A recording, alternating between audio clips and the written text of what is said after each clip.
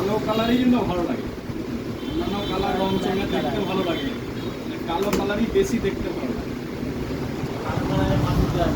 হ্যাঁ, এসব colour fade হবে না।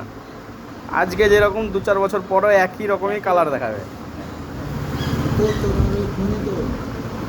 হ্যাঁ, কালো কালার, ব্ল্যাকের মতন মজা নাই। ব্ল্যাকের ব্ল্যাক। ব্ল্যাক আর হোয়াইট, ব্ল্যাকটাই বেশি চলছে। বাহ, এর কভারও ব্ল্যাক দিয়েছে। অন্যরা তো কভার দেয় হোয়াইট।